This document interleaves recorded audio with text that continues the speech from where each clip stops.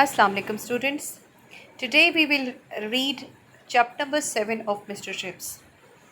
Chapter number 7 में बहुत ज़्यादा कुछ क्वेश्चंस नहीं हमें मिलेंगे, लेकिन इसमें हमें बहुत सारी चीज़ें पता चलने जा रही हैं.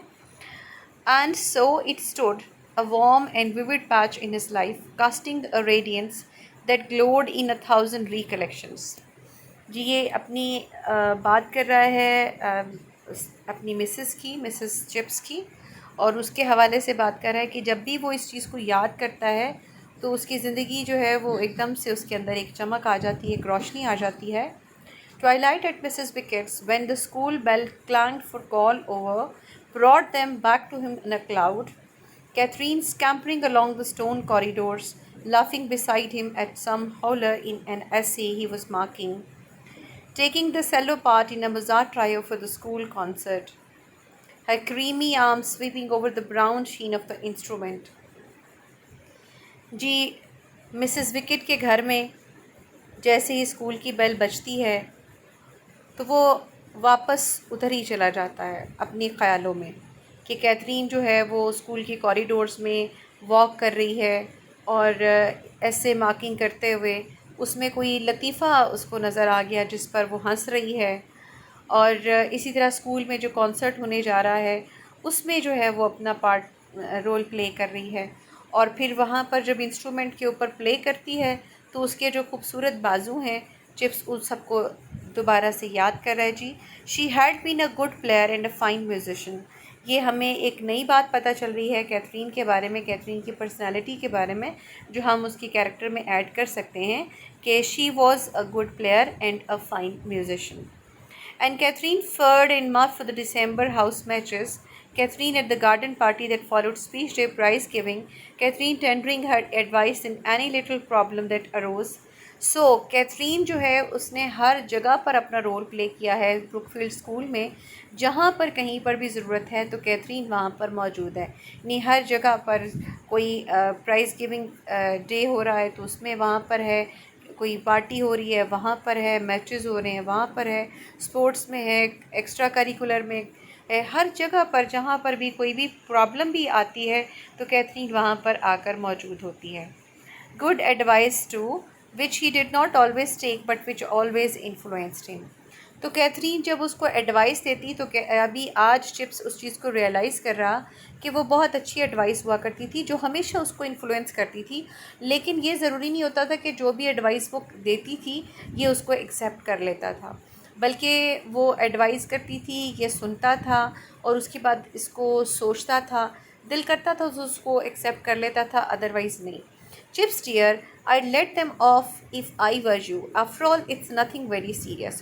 और बहुत सारी चीज़ें ऐसी होती थी जिसके ऊपर चिप्स जो था वो बहुत स्ट्रिक्टली उसके ऊपर अपनी बात पर डटा हुआ होता था, बहुत उस पर एडमेंट होता था और कहता था कि मैंने ये काम करना है, इसको सज़ा देनी है. लेकिन जो मिसेस चिप्स है, कैथरीन है, वो उस पर कहती कि कोई इतनी सीरियस बात नहीं है. I know I'd like to let them off, but if I do, I'm afraid they'll do it again. तो वो उसको ये कहती कि तुम उनको जाने दो, और वो ये स्टूडेंट्स के बारे में ही बात हो रही, तो वो ये कहता था कि अगर मैं स्टूडेंट्स को सज़ा नहीं दूंगा, उनको जाने दूंगा, तो वो दोबारा इस पर करेंगे. Try telling them that frankly and give them the chance. तो इस पर जो है मिसेस कैथरीन जो है, मिसेस चिप्स जो हैं, वो मिस्टर चिप्स को ये एडवाइस करती थी कि तुम उनके साथ अच्छे तरीके से फ्रेंकली बात करो, उनको एतमाद में लेकर, कॉन्फिडेंस में लेकर, तो उनको मौका तो देकर देखो. I might and there were other things occasional that were serious. You know, Chips, having all these hundreds of boys scooped up here is really an unnatural arrangement when you come to think about it. So that when anything does occur that oughtn't to, do you think it's a bit unfair to come down on them as if it were their own fault for being here? जी उसका ये कहना था कि जो इतने सारे लड़के यहाँ पर आए हैं और ये जो यहाँ पर फिट हम उनको करने की कोशिश कर रहे हैं, और अगर उनसे कोई गलती हो जाती है तो इसको इतना ज़्यादा सीरियस नहीं लेना चाहिए, क्योंकि ये उनकी गलती नहीं है कि वो यहाँ पर हैं. Don't know about that, Kathy, but I do know that for everybody's sake we have to be pretty strict about this sort of thing. और मिस्टर चिप्स जो है वो कैथरीन को कन्विंस करने की कोशिश करता है कि नहीं कैथी, ऐसा नहीं है, हमें स्ट्रिक्ट होना पड़ेगा, हमें होना भी चाहिए है। One black sheep can contaminate others, और ये है वो बात जो उसने कही है कि जी एक मछली सारे दरिया को गंदा कर देती है। One black sheep can contaminate others after he himself has been contaminated to begin with. After all that's what probably did happen, isn't it. और वो जो है वो इस बात पर नहीं आती थी, वो कन्विंस नहीं होती थी, और वो कहती थी कि जी जब तक तुम चाहते हो कि वो ख़ुद भी गलत हो जाए और अभी तक वो गलत नहीं हुआ, उसको सुधारा जा सकता है। May be we can't help it anyhow. I believe Brookfield is better than a lot of other schools, all the more reason to keep it so. But this boy Chips, you are going to sack him. इसको तुम सज़ा दे रहे हो, the head probably will when I tell him. तो इस पर chips उसके साथ आर्ग्यू करता कि मैं उसको सज़ा नहीं दे रहा हूँ, बल्कि हेड जो है वो ज़रूर सज़ा देगा अगर मैं उसको बताता हूँ। और इस पर मिस्टर चिप्स से कैथरीन ये पूछती, and you are going to tell the head, और तुम बताने जा रहे हो हेड को? It's a duty, I am afraid, ये तो मेरी जिम्मेदारी है। Couldn't you think about it a bit? Talk to the boy again, find out how it began. After all, apart from this business, isn't he rather nice boy? और ये अब boy की side पर उससे आर्ग्यू कर रही है और उसको कन्विंस करने की कोशिश कर रही है कि तुमने एक लम्हे के लिए भी नहीं सोचा, तुम उस लड़के से दोबारा बात करके तो देखो, उससे पूछो तो सही ये सब क्यों हुआ। अगर इस सारी बात को अलहदा करके देखा जाए तो क्या वो अच्छा बच्चा नहीं है?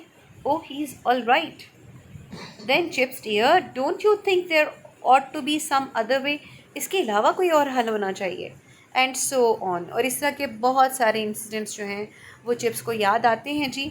About once in 10 times he was adamant, सख्त हो जाता था, कहता था कि नहीं मैंने तुम्हारी बात नहीं माननी। बहुत सारी जगहों पे मान भी लेता था, लेकिन कुछ जगहों पर वो नहीं भी मानता था, यानी 10 में से एक मरतबा में वो नहीं मानता था। इन वुडंट बी परsuaded, और बिल्कुल भी मुतासर नहीं होता था। In about half of these exceptional cases he afterwards rather wished he had taken her advice. और उनमें से भी जो आधे केसेस होते थे उनमें वो बाद में ये सोचता था और ख्वाहिश करता था काश मैंने उसकी बात मान ली होती। And years later when ever he had trouble with the boy, he was always at the mercy of a softening wave of reminiscence. और अब इतने सालों के बाद जब कोई लड़का उसको तंग करता है तो वो क्या करता है कि वो अपनी यादों के अंदर चला जाता है, उसकी मौजों के अंदर चला जाता है, अपनी जो मेमोरीज़ हैं। The boy would stand there, और लड़का वहाँ पे खड़ा रहता, waiting to be told his punishment, कि उसको बताया जाए कि उसको कौन सी सज़ा मिलने जा रही है। And would see if he were observant the brown eyes twinkle into a shine that told him all was well. और लड़का उसको ऑब्जर्व कर रहा होता, अगर उसकी आंखों में चमक आ जाती तो उससे उसको पता चल जाता कि सब कुछ ठीक है। और वो चमक कैसे आती कि जब वो अपने जहन में ये सोचता कि अगर इस जगह कैथरीन होती तो वो क्या करती, क्या वो इस लड़के को डिफेंड करती या वो मेरा साथ देती। तो इसके मुताबिक वो कैथरीन के अकॉर्डिंग जो है वो उस पर डिसाइड करता। और ये तो हमें पता है, वो पहले भी बता चुका है कि most of the time Katherine boys के फेवर में ही बोल रही होती थी, तो इसलिए ज़्यादातर ये बॉयज़ के फेवर में ही हो जाता था। But he did not guess that at such a moment Chips was remembering something that had happened long before he was born. That Chips was thinking. अब इस पर राइटर ये कह रहा है कि जी वो जो लड़का खड़ा होता था उसको अंदाज़ा भी नहीं होता था कि चिप्स इस वक्त वो बात सोच रहा है जो उसके बहुत पैदा होने से बहुत पहले की बात है। Young ruffian, I am hanged if I can think of any reason to let him off, but I bet she would have done. अब जी ये उस लड़के के लिए कहता कि जी अगर कैथरीन यहाँ पर होती तो वो ये काम करती, वो इसको जाने देती। But she had not always pleaded for leniency, लेकिन हमेशा वो लीनियंट नहीं रहती थी, हमेशा ही वो ये नहीं करती थी कि लड़कों के साथ अच्छा ही करना चाहिए, उनको पनिश नहीं करना चाहिए। ऑन रादर रेयर ओकेजन्स, और ये बहुत कम होता था, शी अर्ज सेवेरिटी, कि वो कहती थी कि सख्ती से पेश आओ। And where Chips was inclined to be forgiving, और ये ऐसे मामला होते थे जिसमें वो माफ़ करने जा रहा होता था और कैथरीन कहती थी नहीं इनके साथ सख्ती से पेश आओ। I don't like his type chips, वो बिल्कुल ठीक नहीं है, इज़ टू कॉकश्योर ऑफ हिमसेल्फ, वो बहुत ओवर कॉन्फिडेंट है, और जो ओवर कॉन्फिडेंट होता है उसके कॉन्फिडेंस को थोड़ा सा शैटर करने की ज़रूरत होती है, ताकि वो एक जो उसके लिए एवरेज एक कॉन्फिडेंस होना चाहिए, एक नॉर्मल कॉन्फिडेंस होना चाहिए इस लेवल का, तो वो उसमें फ़िट हो जाए। If is looking for trouble I should certainly let him have it. और वो ये कहती थी कि अगर वो लड़का खुद से चाहता है कि उसके साथ कोई प्रॉब्लम हो तो ठीक है, फिर उसको भुगतने दो। But let host of little incidents all deep buried in the past, problems that had once been urgent, arguments that had once been keen, anecdotes that were funny only because one remembered the fun. जी ये अब वो सारे छोटे छोटे से incidents हैं जो कहीं पास्ट में गुम हुए हुए, लेकिन जिस वक्त जब उसको याद आते हैं तो एक के बाद एक याद आता है, वो प्रॉब्लम्स याद आते हैं, वो आर्ग्यूमेंट्स याद आते हैं, वो सारे के सारे इंसिडेंट्स याद आते हैं, और उनमें से बहुत सारे जो फ़नी होते हैं वो याद आते हैं क्योंकि वो उनमें से उसको फ़न याद आ रहा होता है. Did any emotion really matter when the last trace of it had vanished from human memory? And if it were so, what a crowd of emotions clung to him as to their last home before annihilation. भूल जाने से पहले उसके अंदर जितने भी emotions होते थे क्राउड की सूरत में, वो उसकी तरफ आ जाते थे जी, उस वाक़ये से related. He must be kind to them, must treasure them in his mind before their long sleep. That affairs of Archer's resignation, for instance, a queer business that was. अब जी इसको वो इंसिडेंट्स जो हैं, वो जो बात कर रहा है ना जी, वो इंसिडेंट्स याद आते हैं, तो ये इंसिडेंट्स की बात हो रही है जी. आर्चर्स का रेजिग्नेशन है, and that affair but the rat that Dunster put in the organ loft. इसको अंडरलाइन कर लीजिए. एक तो डंस्टर जो है ये आपके कैरेक्टर लिस्ट में लिख लीजिए. डंस्टर इज़ द बॉय जिसने ऑर्गन लॉफ्ट में जो म्यूज़िक का एक ऑर्गन होता है, म्यूज़िकल इंस्ट्रूमेंट होता है, उसने ढक्कन उठा के उसके अंदर एक चूहा रखा था. तो ये आपसे क्वेश्चन किया जा सकता है कि who did put the rat in the organ loft. तो हम आंसर करेंगे Dunster put the rat in the organ loft. Well old ऑर्गलिव वॉज टेकिंग क्वेयर प्रैक्टिस. जी ये वहाँ पर क्वेयर प्रैक्टिस हो रही थी और सारे लोग गाने की प्रैक्टिस कर रहे थे जिसमें उसने ये काम किया जी. Ogilvy was dead and Dunster downed at Jutland. Of others who had witnessed or heard of the incident, probably most had forgotten. जी उसको ये दोनों याद हैं, लेकिन वो ये समझता है कि जी बाकी जो लोग जिन्होंने इसको सुना या देखा था वो सब के सब भूल चुके हुए हैं. And if it had been like that with other incidents for centuries, he had a sudden vision of thousands and thousands of boys from the age of Elizabeth onwards, dynasty upon dynasty of masters, long epochs of Brookfield history that left not even a ghostly record. जी उसको ये सारे incidents याद आ रहे हैं, उसके साथ उसको boys याद आते हैं, उसके साथ मास्टर्स. ये एक लंबा अरसा गुजर गया, इतनी सारी सदियाँ गुजर गईं. Who knew why the old fifth form room was called the pit. There was probably a reason to begin with but it had since been lost. वो क्या रीज़न थी कि जिसके लिए उस रूम को, जो ओल्ड फिफ्थ फॉर्म रूम था, उसको पिट कहा जाता था, और वो भूल चुके हैं सब लोग. Lost like the lost books for Livy. And what happened at Brookfield when Cromwell fought at Naas by nearby. How did Brookfield react to the great scare for the 45? Was there a whole holiday when news came of Waterloo? And so on up to the earliest time that he himself could remember, 1870. And whether by saying by way of small talk after their first and only interview, looks as if we shall have to settle with the Prussians ourselves one of these fine days. Do you remember students के प्रशिया की war हुई थी? If you remember 1870, तो उसमें कौन से 3 incidents हुए थे उसको रिकॉल कर लीजिए. अपना जो लेसन है उसको निकालिए और उसमें से ये वाले क्वेश्चन ढूंढिए कि जी व्हाट हैपेंड इन 1870, ताकि आप उसको रिकॉल कर सकें कि क्या हुआ था. तो ये सारे छोटे छोटे इंसिडेंट्स हैं जो उसने हमें बताए हैं कि जी ये भी याद है, उसको ये भी याद है, ये भी याद है. When Chips remember things like this, he often felt that he would write them down and make a book of them. जी जब भी चिप्स इन सारी चीज़ों के बारे में सोचता है तो उसको ये ख्याल आता है कि उसको इन सारे इंसिडेंट्स को इकट्ठा करके एक बुक लिख लेनी चाहिए.